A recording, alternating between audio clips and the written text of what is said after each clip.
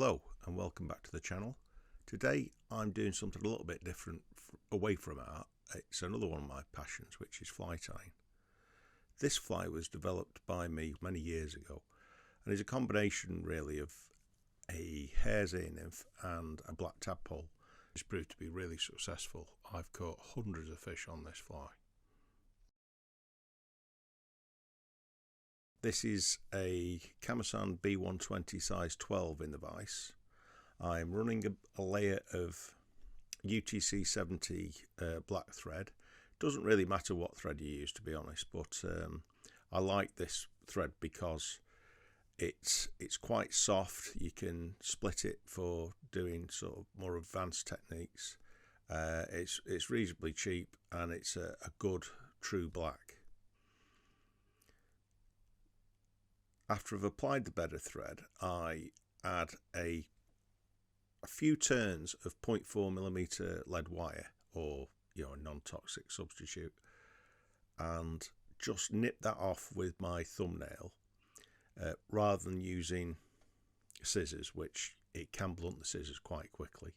I'm applying open turns through the lead now, so it just gives it that bit of sort of security on the hook, but I don't like using super glue for it because I find that sometimes you get like this white effect bleaching through and it can discolour the fur, so I really like doing that.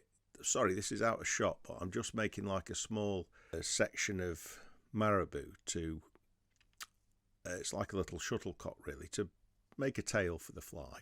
You can use black rabbit fur as well, but don't use too many of the guard hairs because you want this soft fluffy tail, which looks really good when it's in the water. So I'm just putting a couple of loose turns on first, then I readjust it to where I want it to be. And I'm going to put one turn underneath the tail to stop it wrapping around the hook quite so much. I'm just wetting it now just to make sure that the density is about right, and when it is quite fluffy, a little bit sparse, you should have that little point on the end of the marabou. I'm just coming up to the lead wire, so what I'm doing is creating like a platform for the next wraps of dubbing to go on, and I'll cut a taper here so there's a nice smooth transition between the two. It's quite a rough and ready fly, this one. It's not meant to be perfect.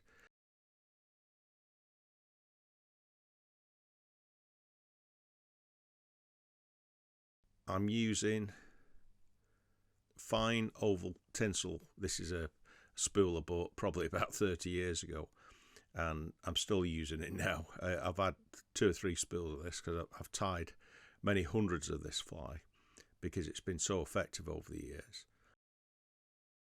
I also use a gold bead on it, which I find works really well, but I'll use a longer hook if I use the gold bead.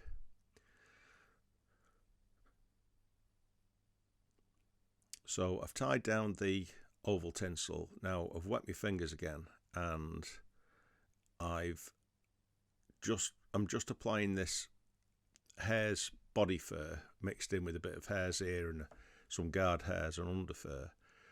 I find this combination of dubbing works really well because the guard hairs stick out well and give that buggy look to the fly. I've made quite a tight rope with it really, and I'm just wrapping it up the shank of the hook. Sometimes I'll do this a little bit more slimmer, sometimes it might be a bit buggier, but that's fine now. I'm going to counter rib the hare's fur the opposite direction to the way that I wrap the hair, and I'll do an extra turn over the thorax so I know it traps well. Oval tinsel sometimes can become a bit unravelled.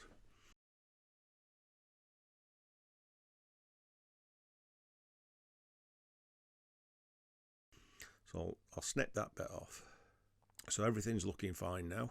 I'm just going to apply the black seal's fur or a black substitute. You'll see the dressing in the comment section on this video. So if you'd like to tie some up, please let me know you get on with it. I think it's a great stillwater fly, and it's similar to a Mackay, which was, I think, developed a bit later than this one, but it's a lot more simpler to tie. So I'm just adding, you know, quite a tight rope of seal's fur. Again, I'm wetting my fingers with the little pot of water I keep on the side of my bench. I find this is as good as wax. It helps, especially synthetics, to become more workable, and it sticks to the thread as well as you need it to. A few strands coming off here and there after you've had a few fish, you know, don't seem to affect the effectiveness of the fly. It's a really decent pattern. It's one that I always go to when I'm struggling, and I can't remember not catching a fish on it, to be honest. So I've just finishing off the head here. I'm pulling all the fibres back of the fur, and as you can see, there's a tiny little gap that I leave between the thread and the eye. This is just to help everything keep clear when I eventually knot this onto the line. So I'm doing the first whip finish, which fills in that little gap, and then I'll do an additional whip finish.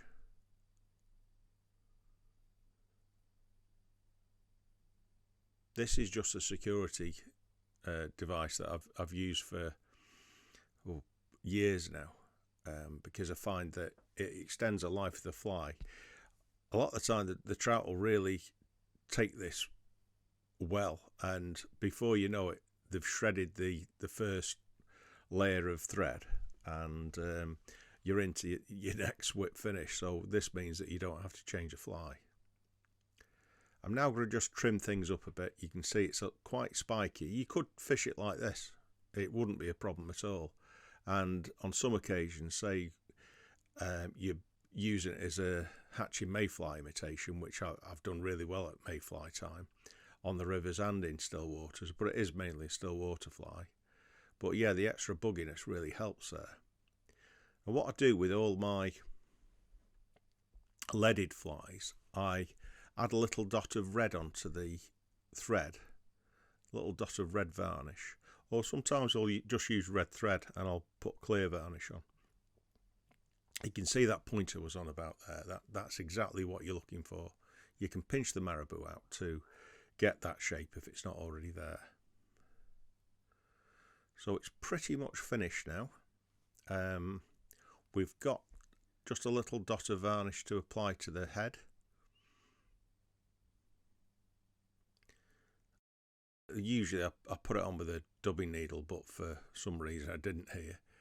So if you put too much on, just wipe it away with your finger, and then I'll use a dubbing needle to clear the eye, so when it comes to fishing the fly, it's ready to go. I try and make sure this is clear for all flies. It just makes it easier. Okay, that's the video pretty much finished now. This will be the first in a series of flies that I've designed over the years, and I hope you enjoy watching it. If you have, please like the video and subscribe to the channel for more. Thank you. Goodbye.